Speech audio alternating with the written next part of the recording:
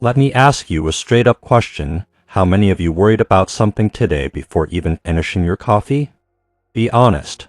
Maybe it was bills, work, your health, your kids, or even just what on earth you're going to cook for dinner.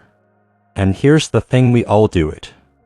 Worry is like that uninvited guest who never leaves your house. But Jesus comes and says something that almost sounds impossible: do not be anxious about your life. Now, let's pause. That's bold.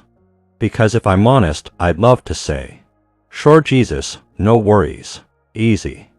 But life doesn't always work that way, does it? So why does Jesus say this? And more importantly, how do we live it out? First, context matters. In Matthew 6, Jesus doesn't just randomly throw out, "Hey, stop worrying." He connects it to something he just said: you cannot serve both God and money. That's verse 24. In other words, what you worry about reveals what you treasure. Ouch, that stings a little. Because sometimes my worries show that my heart is more focused on stuff, on earthly treasures, than on God Himself. Think about it. Anxiety isn't just a mood or a bad habit, it's often a sign our priorities are out of order. Jesus isn't scolding us here.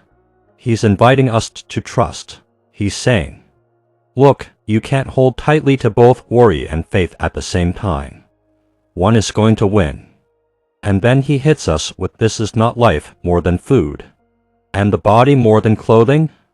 Now, if you're like me, you've probably worried about both food and clothing more than you'd like to admit.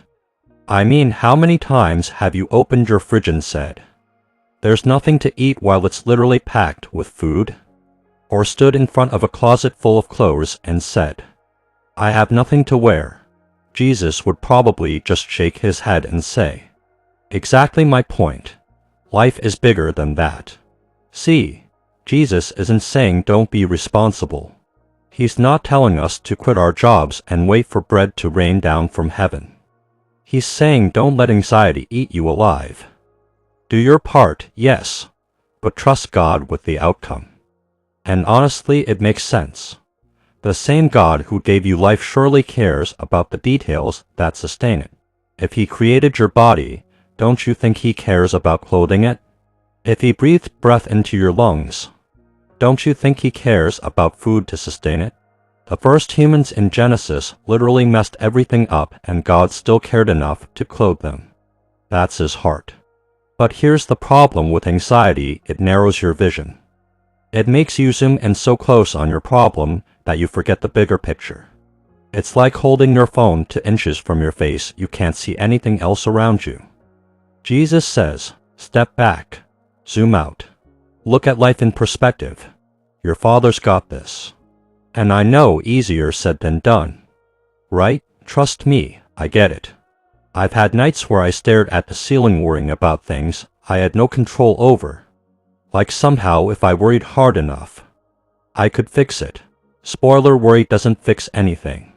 It just drains today's energy while you're trying to fight tomorrow's battles. Jesus gives us the invitation to do the opposite: seek first the kingdom of God, and all these things will be added to you. Translation: make God your focus, and He'll take care of the rest. So maybe today, instead of asking, what if everything goes wrong? Ask, what if God really does provide like He promised? That shift in perspective can change everything.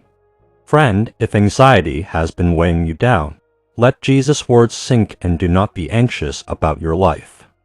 Not because life is easy, but because your God is faithful. And if this message encouraged you, hit that subscribe button so you won't miss more Bible encouragement like this. And before you click away, check out my other video on finding peace in God. I think it'll give you even more strength for the journey. Because remember, life is more than food, the body more than clothing, and your future is more secure in God's hands than in your worries.